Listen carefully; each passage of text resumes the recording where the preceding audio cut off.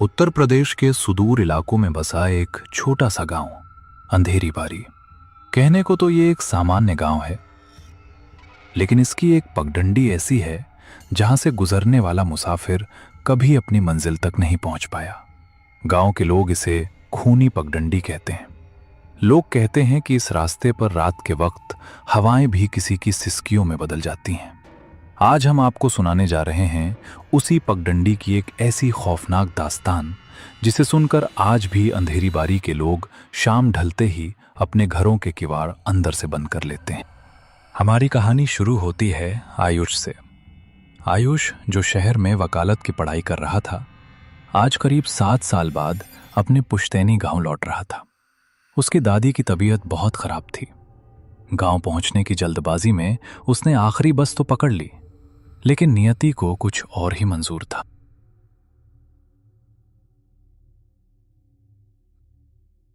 Driver, अरे भाई, सबके सब नीचे उतर जाओ। बस अब एक कदम आगे नहीं बढ़ेगी। लगता है इंजन की गर्मी ने जवाब दे दिया है। अरे ड्राइवर साहब, ये आप क्या कह रहे हैं? अंधेरी बारी गांव यहाँ से कम 5-6 किलोमीटर दूर है। इतनी रात को आप हमें इस सुनसान तिराहे पर कैसे छोड़ सकते? बेटा, हम भी मजबूर हैं। इंजन गर्म हो गया है। अब ये ठंडी होगी तभी चलेगी। और वैसे भी यहाँ से आगे का रास्ता बहुत खराब है। अगर तुम चाहो तो यहीं सड़क किनारे बैठो, या फिर वो सामने जो पगडंडी दिख रही है उससे पैदल निकल जाओ। वो गांव का शॉर्टकट है। नहीं बेटा, उस पगडंडी से मत जाना। वो खूनी पगडंडी है। ड्राइवर साहब को रहने दो। तुम यहीं सुबह तक का इंतजार करो। अपनी जान जोखिम में मत डालो। चाचा, मैं इन सब बातों को नहीं मानता। मेरी दादी वहां आखिरी सांसा गिन रही है। मुझे जाना ही होगा। 5 किलोमीटर की तो बात है, मैं 1 घंटे में पहुंच जाऊंगा। आयुष ने किसी की नहीं सुनी और अपनी उस कच्ची पगडंडी की ओर कदम बढ़ा दिए। कुछ ही दूर चलने पर उसे एक जर्जर पुराना बस स्टैंड दिखाई दिया, जो शायद सालों से इस्तेमाल नहीं हुआ था। वहां एक बूढ़ा आदमी पुरानी लालटेन लिए बैठा था। रुक जाओ मुसाफिर, कहां जाने की जल्दबाजी है? इस वक्त इस पगडंडी पर सिर्फ मौत का साया चलता है। अरे बाबा, आप यहाँ अकेले हैं? मैं अंधेरी बारी गांव जा रहा हूं। क्या ये रास्ता सही है? रास्ता तो सही है बेटा, पर वक्त गलत है। ये पगडंडी जिसे तुम रास्ता समझ रहे हो, ये कई लोगों के लिए आखिरी रास्ता साबित हुई है। क्या तुम्हें पता नहीं कि आज अमावस्या है? आज के दिन वो साया फिर से जागता है। बाबा, मैं शहर से आया हूं। इन सब अंधविश्वासों पर यकीन नहीं करता। बस मुझे ये बता दीजिए कि आगे कोई खतरा तो नहीं है? जंगली जानवर वगैरह? जंगली जानवरों से ज्यादा खतरनाक वो दरिंदे होते हैं जो इंसान के रूप में घूमते हैं। बेटा, जमीन का लालच और पुरानी रंजिशें इस मिट्टी में दफन है। अगर जाना ही है तो मेरी एक बात याद रखना। पगडंडी के आखिर में एक पुराना कुआं आएगा। वहां रुकना मत, बस भागते जाना। और हां, पीछे से कोई भी पुकारे मुड़कर मत देखना। ये लो ये काला धागा, इसे अपनी कलाई पर बांध लो। ये तुम्हें उन सायों से दूर रखेगा। जी बाबा, शुक्रिया। आयुष आगे बढ़ गया, लेकिन उसे ये नहीं पता था कि वो बूढ़ा आदमी पलक झपकते ही वहां से ओझल हो चुका था। कोहरा इतना घना था कि मुश्किल से रास्ता दिखा पा रही थी। आयुष को महसूस होने लगा कि कोई उसके पीछे चल रहा है। चर चर, सूखे पत्तों पर किसी के चलने की आवाज आने लगी। क्या सच में कोई पीछे है? नहीं, ये मेरा वहम है। हवा तेज चल रही है, इसलिए पत्तों की आवाज आ रही है। पर यह आवाज तो रुकने पर भी आ रही है। भैया, मेरी मदद करो भैया। ये आवाज, ये तो राधा जैसी लग रही है। नहीं, राधा तो सालों पहले शहर चली गई थी। जमींदार साहब ने खुद कहा था कि वो वहां सुखी है।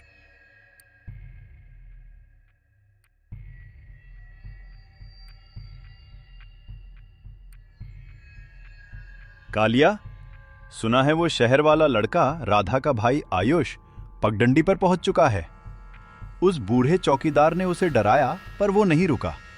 वो पक्का अपनी दादी के पास पहुंचेगा। मालिक, आप फिक्र क्यों करते हैं? पगडंडी के आखिर में मौत का कुआं है।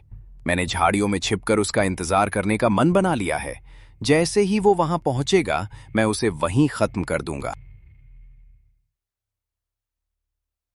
सावधानी से कालिया, वो वकील का बेटा है, दिमाग बहुत तेज है उसका। अगर वो गांव पहुंच गया और उसने गांव वालों को जमीन के असली कागजात दिखा दिए तो हमारी सारी मेहनत पर पानी फिर जाएगा। वो करोड़ों की जमीन हमें हर हाल में चाहिए। राधा का क्या हुआ ये तो सिर्फ हम जानते हैं। अब इसका नंबर है। मालिक, आज उसका भाई भी उसी कुएं की गहराई नापेगा। गांव वालों को लगेगा कि पगडंडी की रूह उसे ले गई। किसी को शक भी नहीं होगा। आयुष थक चुका था। तभी पीछे से एक पुराने रिक्शे की आवाज आई।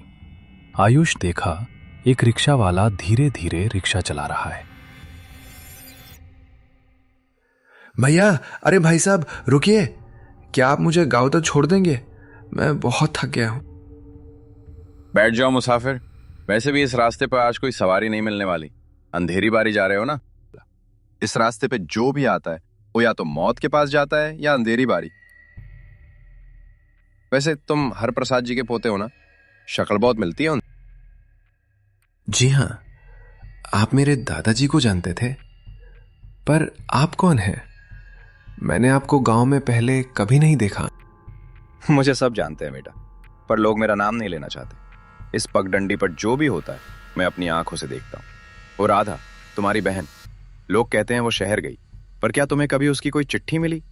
क्या उसने कभी घर वापस आने की बात की? नहीं, कभी नहीं। पर आप ये सब क्यों कह रहे हैं? जमींदार ने तो कहा था वो शहर में बहुत सुखी है। वाला झूठ। इस पगडंडी की मिट्टी कभी झूठ नहीं बोलती। देखो, कुआं आ गया। मेरा सफर यहीं खत्म होता है। जवाब तुम्हें यहीं कुएं की गहराई में मिलेंगे। जैसे ही आयुष रिक्शे से उतरा, रिक्शा और रिक्शा वाला धुंध में गायब हो गए। आयुष के पैरों तले जमीन खिसक गई।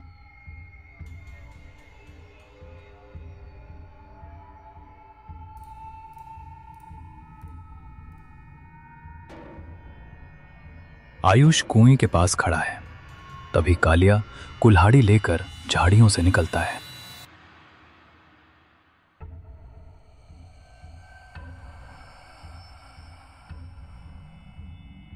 कालिया, बहुत बातें कर ली रिक्शे वाले से, पर अब बातें खत्म और मौत शुरू। आयुष, तुम्हारी बहन राधा ने भी जमीन देने से मना किया था, इसलिए उसे मैंने ही गला घोंटकर इस कुएं में फेंक दिया था। आज तू भी अपनी बहन के पास जाएगा। राक्षस, तूने मेरी बहन का कत्ल किया, सिर्फ उस जमीन के टुकड़े के लिए। जमीन का टुकड़ा नहीं, करोड़ों का सौदा था वो। जमींदार साहब का रास्ता रोकने वालों का यही अंजाम होता है। अब तू भी मर। कालिया कुल्हाड़ी उठाता है। अचानक कुएं से एक सफेद साया, राधा की रूह, बाहर निकलता है। कोहरा और घना हो जाता है।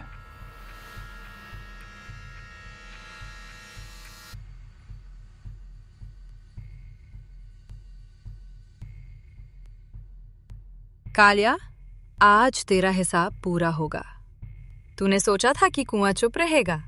नहीं, मिट्टी का कर्ज खून से चुकाना होगा। कालिया, नहीं राधा, मुझे माफ कर दो। यह सब जमींदार का हुक्म था। उसने ही मुझे उकसाया था। मुझे मत मारो। जिस कुएं में तूने मुझे जीवित फेंका था, आज वही कुआं तुझे निगलेगा। गांव के लोग रामू और बिंदा मशाले लेकर पहुंचते हैं।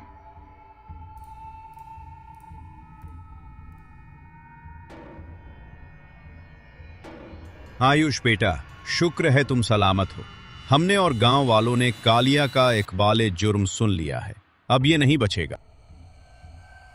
हमने उस रात कुछ आहटें सुनी थी, पर जमींदार के डर से चुप थे। पर आज राधा बिटिया ने हमें हिम्मत दी है। अब पुलिस को हम सब सच बताएंगे। बस बहुत हुआ कालिया, आज इस पगडंडी का रहस्य सबके सामने आ गया। हम सालों से डर के साए में जी रहे थे, लेकिन आज तेरी जुबान से निकले पाप ने हमारी आंखें खोल दी हैं। हम कायर थे जो जमींदार के जुल्म को सहते रहे, पर अब और नहीं। आयुष बेटा, तुम अकेले नहीं हो। पूरा अंधेरी बारी गांव तुम्हारे साथ खड़ा है। छोड़ दो मुझे। वो देखो, राधा खड़ी है। वो मुझे मार डालेगी। मुझे पुलिस के हवाले कर दो, पर इस रूह से बचा लो। पुलिस तो आएगी कालिया, पर पहले तुझे उस हर एक पल का हिसाब देना होगा जो मेरी बहन ने उस अंधेरे कुएं में दम तोड़ते हुए बिताया होगा। तूने सिर्फ एक जान नहीं ली, तूने एक परिवार का भरोसा कत्ल किया है। कालिया, तेरा पाप का घड़ा भर चुका है। इस गांव की मिट्टी अब तेरा बोझ नहीं उठाएगी। उस रात खूनी पगडंडी ने किसी की जान तो नहीं ली, लेकिन एक कातिल के गुरूर को हमेशा के लिए मिट्टी में मिला दिया। वो पगडंडी जो अब तक सिर्फ खौफ और सिसकियों की गवाह थी, आज पहली बार न्याय की गवाह बनी। जैसे जैसे पुलिस की बेड़ियां कालिया के हाथों में जकड़ी गईं, बरसों से गांव पर छाया वो काला साया सूरज की पहली किरण के साथ धुंधला होने लगा। पुलिस की गाड़ियां जमींदार की हवेली के बाहर खड़ी हैं। जमींदार को हथकड़ियों में ले जाया जा रहा है। गांव के लोग रास्ते के दोनों तरफ खड़े होकर उसे नफरत से देख रहे हैं।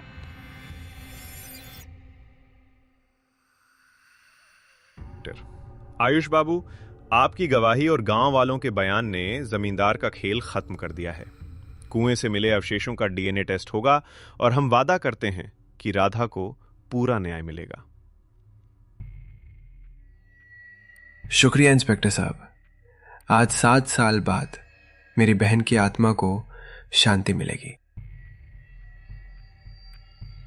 अंधेरी बारी की वो खूनी पगडंडी अब सिर्फ राधा पगडंडी के नाम से जानी जाती है। बुराई कितनी भी ताकतवर क्यों ना हो, सच्चाई की एक मशाल उसे राख करने के लिए काफी होती है। आयुष ने अपनी दादी को तो बचा लिया, लेकिन साथ ही पूरे गांव को एक ऐसे अंधेरे से बाहर निकाला जो 7 सालों से उनकी रूह को डस रहा था। आज अंधेरी बारी में शाम होने पर किवाड़ बंद नहीं होते, बल्कि लोग आंगन में बैठकर उसी न्याय की गाथा सुनाते।